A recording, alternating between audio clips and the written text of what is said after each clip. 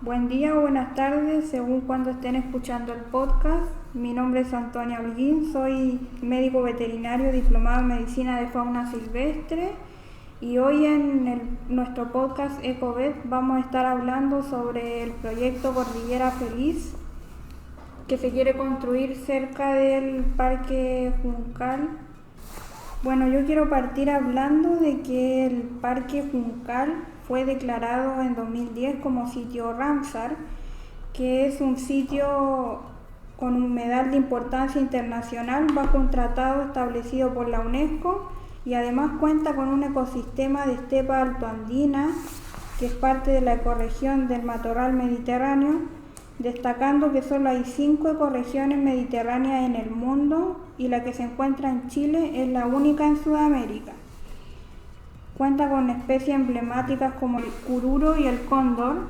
Últimamente en cámaras trampas se ha visto mayor número de individuos de guanaco y puma y una construcción de esta magnitud desplazaría a la fauna que está volviendo a lugares nativos, destacando además el gato andino que está en peligro de extinción y es el segundo avistamiento en la región de Valparaíso, el que se realizó en el Parque Juncal.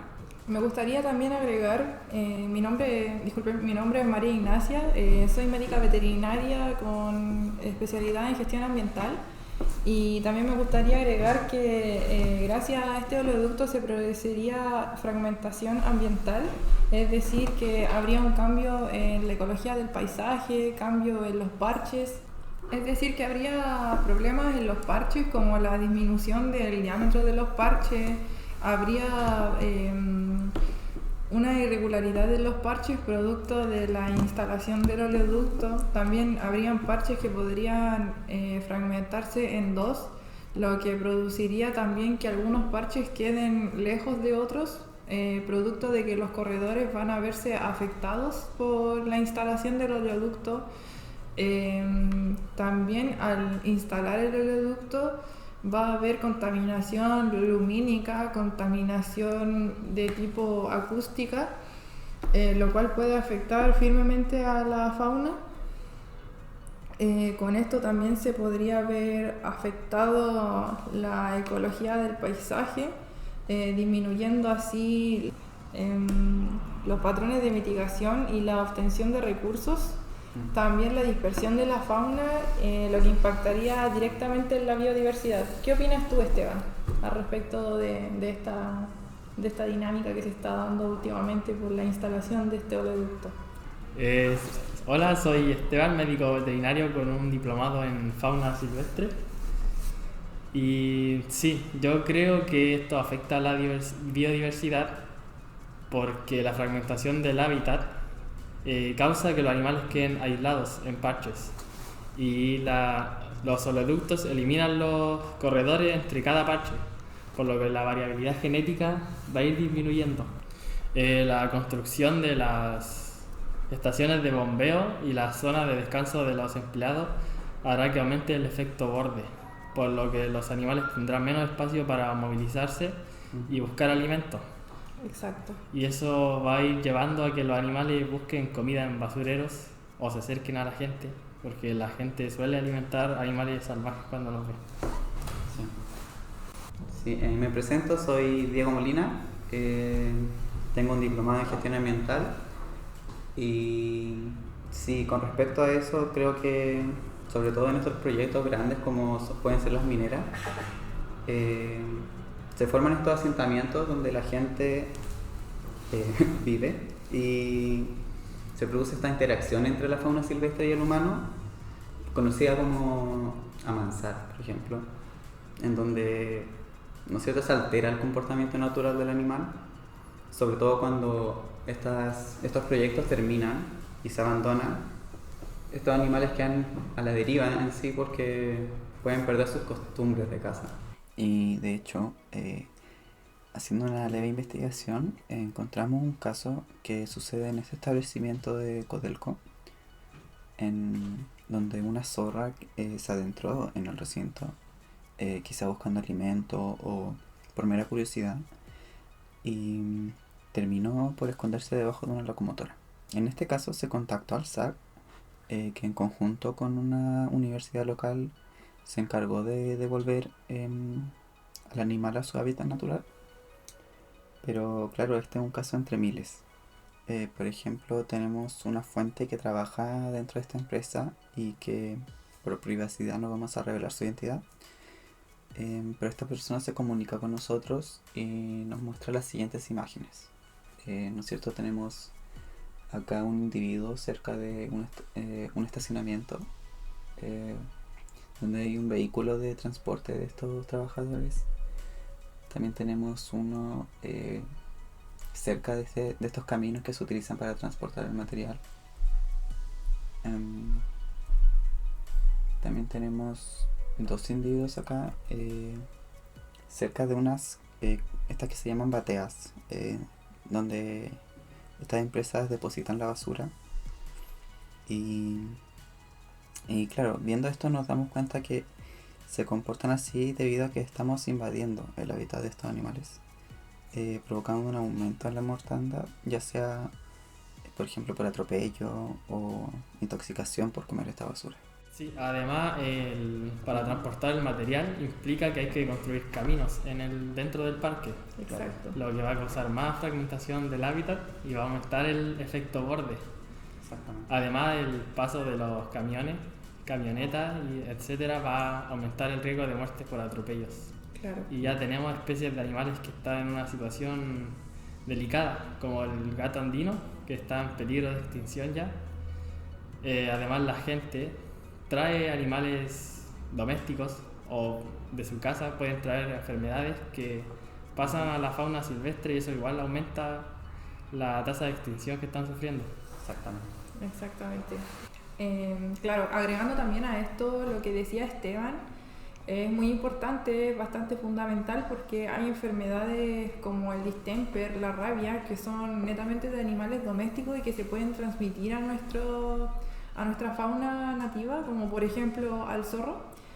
A esto también agregando a lo que dijo con el paso del transporte, porque claramente todos los materiales tienen que ser transportados, puede causar una erosión de los suelos, lo cual generaría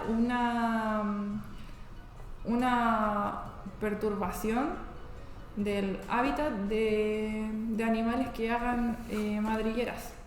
Y además el mecanismo de los oleoductos no es completamente infalible. Siempre van a haber fugas de petróleo que terminan llegando a los humedales o al río. Y los humedales tienen mucha biodiversidad, anfibios y sobre todo muchas especies de aves.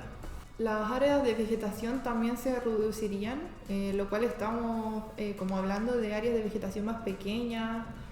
Como anteriormente decían mis colegas, parches más pequeños, irregulares, los corredores se verían afectados, va a cambiar la estructura y composición del paisaje y eso causa un desequilibrio en las dinámicas ecológicas y esto lo dice claramente el proyecto que ellos presentaron. Y abajo, en la última plana del proyecto, que me gustaría criticar bastante, es que dice que como el proyecto Cordillera Feliz se considera cuidadosamente los impactos potenciales y se buscan alternativas que minimicen estos impactos. Y mi pregunta es, ¿qué tipo de medidas son las que se supone que ellos van a tomar cuando su huella de carbono al año va a ser de 5.956.000 kilogramos de dióxido de carbono al año? Esto quiere decir que es una cifra bastante grande de kilogramos de dióxido de carbono al año, lo cual afectaría. Y la medida de realizar todo esto y con biogás que se utilizaría en las estaciones de bombeo, en realidad no mitiga como tal el efecto que ellos causan. Quizás el efecto va a ser menos visible a corto plazo, pero a largo plazo de igual forma se va a notar. Se va a notar en la composición del paisaje, en que los animales no van a poder obtener sus recursos de igual manera, riesgos de derrame de petróleo, de amoníaco y de sustancias incluso hasta anticorrosivas que podrían ser residuos netamente peligrosos para la salud medioambiental tanto de los animales como para nosotros los humanos, y se supone que ese es el concepto de One Health. Además que, claro, con respecto a los animales, específicamente en este lugar donde se encuentra el Parque Yuncal, se conoce, es famoso porque es una zona protegida, o sea que hay especies que están en peligro de extinción y no nos podemos arriesgar a que por un proyecto que solo busca dinero. Claro, como Claro. La economía. Ujú. Perdamos mucha riqueza de genética. Claro, lo que decía Diego, es muy importante mantener la diversidad genética, que también es parte de la biodiversidad, y que en realidad este proyecto, como muchos otros, como por ejemplo las mineras que están alrededor del Parque Andino del Juncal, no han considerado todos estos impactos y tampoco lo están minimizando con medidas como por ejemplo utilizar gas natural cuando son empresas que no debiesen estar en estos lugares, en lugares de fauna nativa, lugares de riqueza ambiental. Son netamente proyectos que no debiesen aceptarse y que impactan directamente en la biodiversidad, y si se impacta directamente en la biodiversidad vamos a estar hablando de poblaciones menos exitosas también, porque no van a poder conservar sus interacciones naturales, sus relaciones naturales también, como por ejemplo poder competir, poder reproducirse, todo lo que haría una población exitosa. Y eso también haría que baje, como decía, repito, mi colega Diego, que estoy totalmente de acuerdo con él, que baje la diversidad genética. Y eso también va a producir mayor endogamia quizás entre individuos, o bien la extinción, como por ejemplo el gato andino. El gato andino está en peligro de extinción y si este proyecto se aprueba, lo más probable es que termine por extinguirse. También destacando nuevamente que este proyecto es totalmente invasivo. Estábamos viendo como las políticas que este proyecto lanzó, y hay una lista total de los residuos. Hay residuos clasificados, porque son todos estos residuos industriales. Por ejemplo, hay residuos que se supone que no son peligrosos, como la tierra, las rocas, pero sin embargo la destrucción y la fragmentación del hábitat no son considerados un residuo. Sí se ven afectados por este tipo de residuos que no debiesen estar ahí, o no debiese haber erosión de los suelos, perdón. También hay residuos peligrosos, como por ejemplo los aceites químicos, gasolina, baterías e incluso el gas natural. Y también hay residuos inertes, que se supone que no influyen química ni biológicamente en los animales ni en la salud, pero que, insisto, son residuos que no debiesen estar ahí. Y además hay que contar los residuos domiciliarios, porque las instalaciones van a tener trabajadores que comen, van al baño, se recrean en estos lugares. Claro. Y van a estar generando, no sé, Residuos como papel, cartón, de higiene personal. También hay algo súper importante a tomar en cuenta, es que esto, al ser residuos industriales, van a haber residuos líquidos también, líquidos industriales, y que el mismo proyecto se supone que se haría cargo, pero no han colocado nada al respecto de qué sucedería si hay un derrame de estas aguas residuales. O sea, ya el hecho de que caiga agua con una temperatura diferente a la que tiene el río Juncal sería contaminación, porque el cambio de la temperatura del agua, cambiar las propiedades físicas, químicas del agua, es contaminación. Entonces hay muchos riesgos y pocos beneficios más allá de lo económico. Sí, y hablando de lo económico también, quería tocar el tema del Parque Yuncal, ¿no es cierto? Que es este lugar donde se busca la preservación de las especies que están en peligro. Debido a estos proyectos, generalmente la tasa de turismo baja muchísimo, y este parque se sustenta de eso, en realidad. de personas que pagan por ir a ver animales nativos. Entonces, ¿no es cierto? También se ve disminuida su fuente de ingreso principal. Y esto no lo han tomado en cuenta el proyecto y yo creo que es muy importante. Habría también, así como mencionó Diego anteriormente, una interferencia en los servicios ecosistémicos, como por ejemplo el turismo, que claro, puede otorgar una ganancia económica y que efectivamente podría verse invertida en el cuidado, en la conservación y preservación de estas especies, pero también se puede ver reducido la regulación del ciclo del agua, la captación del carbono y la protección contra la erosión que este parque andino nos proporciona. Eso también es considerado un servicio ecosistémico porque son beneficios que la naturaleza nos ofrece y nos proporciona a nosotros como seres humanos.